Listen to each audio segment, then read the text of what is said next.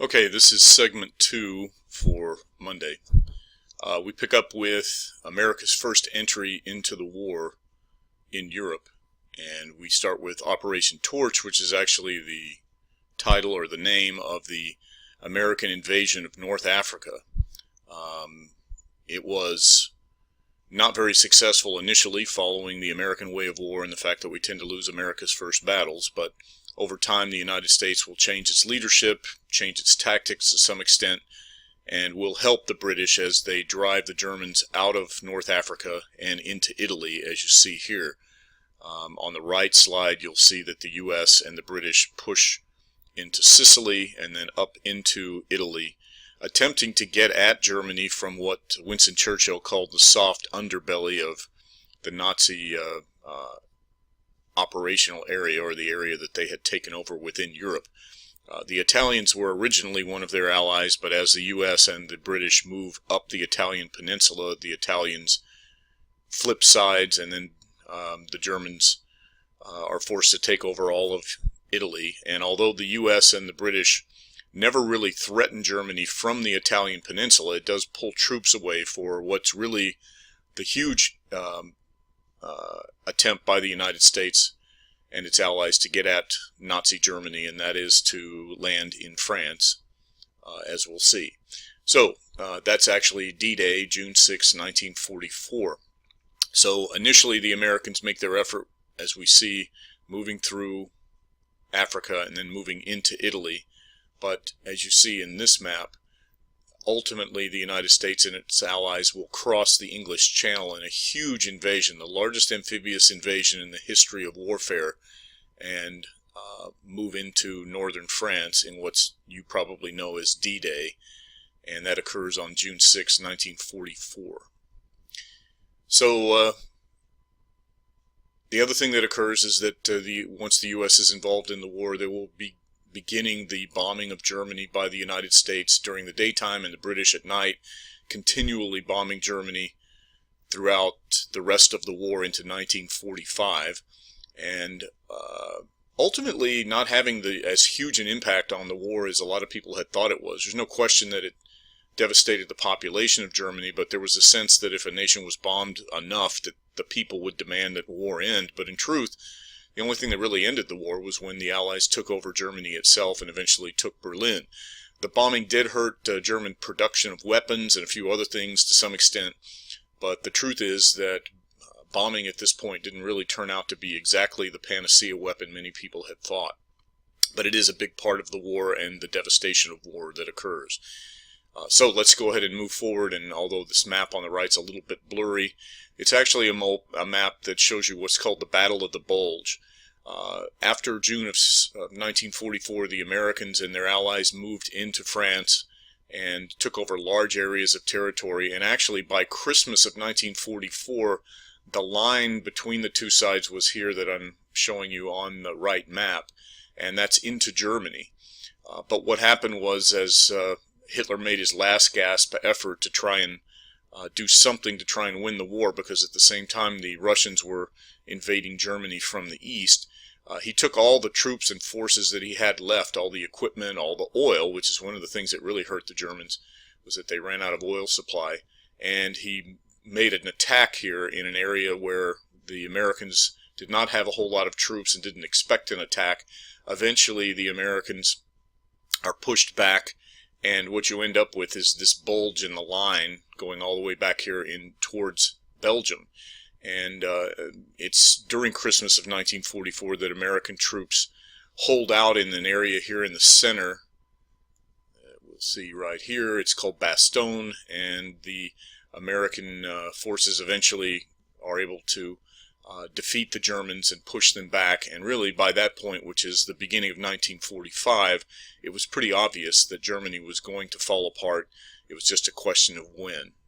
Now, interesting, as the war is progressing and we end up in November of 1944, so this is after D-Day but before the Battle of the Bulge, we have the election of 1944. Roosevelt decides to run for a fourth term, but the truth is that he's physically not doing very well at all. In fact, so much so that the struggle within the Democratic Party over who would become vice president was a pretty tough one. his previous vice president, I believe, passed away in office or stepped down, one of the two. I don't recall which one, but what was important was that he put on a new vice president, and he actually chose somebody most Americans didn't know much about, a politician from Missouri that he thought could help him to get a few votes, and that was Harry Truman. And of course, Truman will become president when Roosevelt dies, and it just shows that the choice of vice president may, in most cases, not have a real impact on a presidency or even the country, but in some cases it becomes a huge choice, and in this case it will. But you can see here that the Democrats are still very successful at this point. The Roosevelt coalition is still sticking together, and although Dewey was a formidable candidate, he was nowhere near as popular as Roosevelt was, and although Roosevelt is aging, the electoral vote was very much a landslide.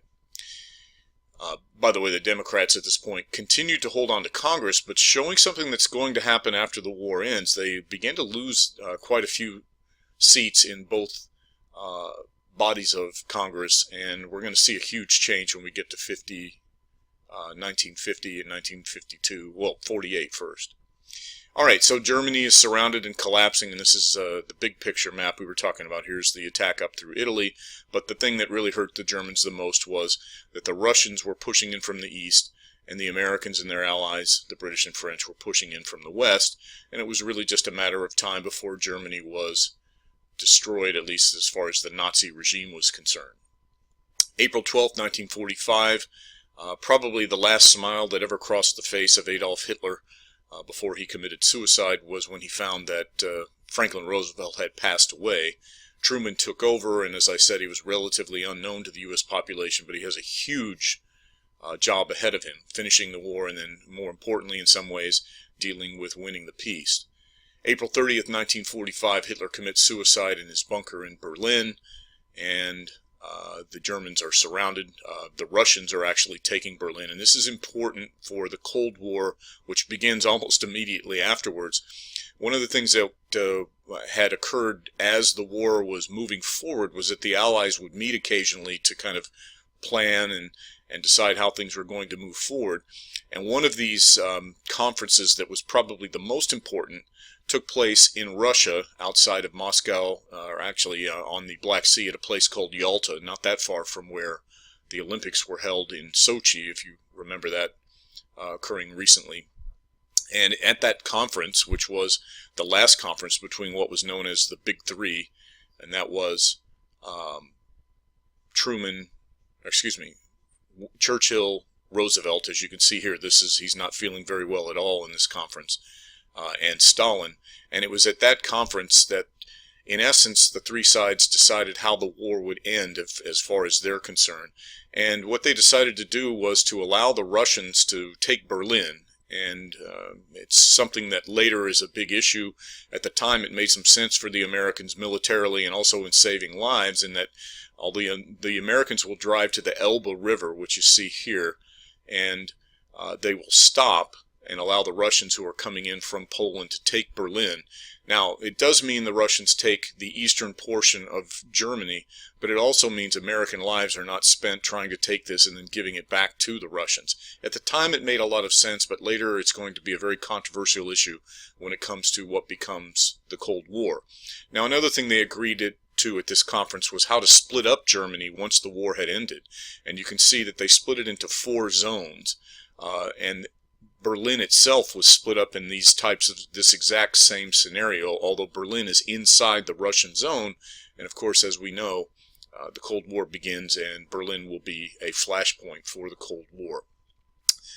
May 7th, 1945, Germany officially surrenders, and it's called VE Day, or Victory in Europe. And then Germany is occupied by the Allied powers, again, based upon the conference in 1944 at Yalta. Japan will then be attacked.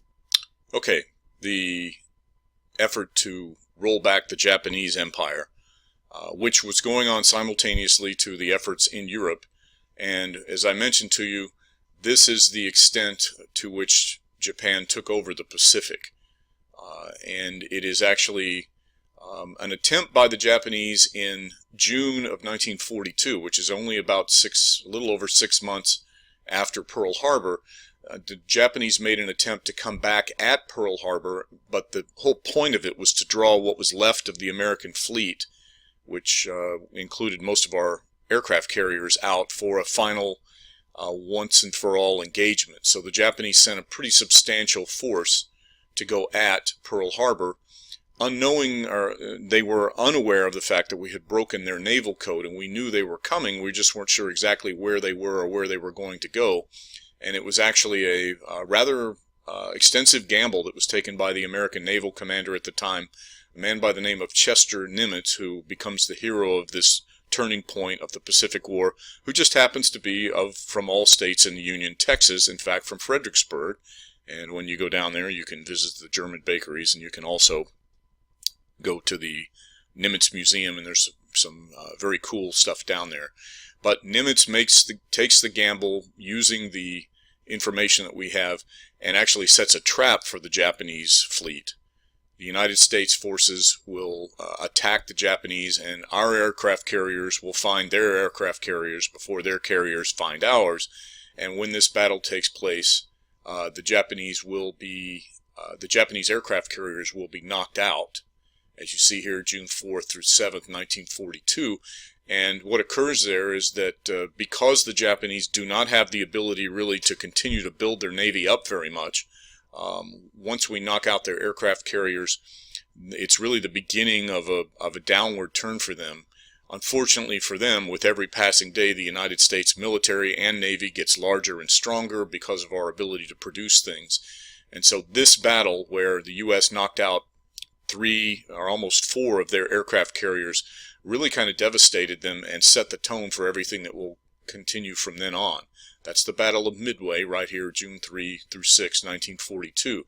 Now, the reason that's considered to be the turning point is that from then on, the Americans are on the offensive, and you can see the green lines here, and there's actually 2 different thrusts of the offensive by the United States, a northern one that ends up going through different islands, including Iwo Jima, probably one of the most famous battles in World War II for the U.S., and then the Battle of Okinawa here, which is the first time that American forces will actually attack the true Japanese homeland. The other thrust comes up through the Coral Sea and will eventually bring the Americans back to the Philippine Islands, where MacArthur will take the Philippines and say, "I have returned," as we'll talk about a little bit later. The scenario in Iwo Jima, the number of casualties it took to take that tiny little island that was really only being taken for the purpose of using it as a staging point for pilots who were bombing Japan to stop. It took 25,000 U.S. casualties to take an island that was really about 4 by 6 square miles in size and was really just volcanic ash. And so with that number of casualties, and then the fanatical Japanese defense of Okinawa, where Americans took 40,000 casualties, and almost every Japanese soldier committed suicide or turned themselves into human explosives to try and kill Americans before they were defeated. It showed that in order to take the territory of Japan itself, it was going to mean quite a bit of expenditure of lives by the Americans, and definitely by the Japanese as well. Now, the reason I bring that up is that we're going to get into the issue of the atomic bomb here. The Manhattan Project, which had begun back in, actually, in a sense, prior to World War II, at least the American entry into World War II, is Einstein wrote a letter to Franklin Roosevelt and said the U.S. needs to pursue this particular bomb. Einstein, a scientist who had been forced to escape Nazi Germany and come to the U.S., had said that this is a weapon that could be developed and definitely needs to be developed by the good guys and not people like Hitler. The Manhattan Project was the title of this process. It was a project that culminated in the first atomic bomb being exploded in New Mexico on July 16th, 1945, when for the atomic age had been ushered in. Now, the U.S. had only 2 bombs left at that point, and they will be dropped on 2 Japanese cities that up to that point had really not been targeted for much bombing, Hiroshima and Nagasaki. And we will pick up with the aftermath of those on the next segment.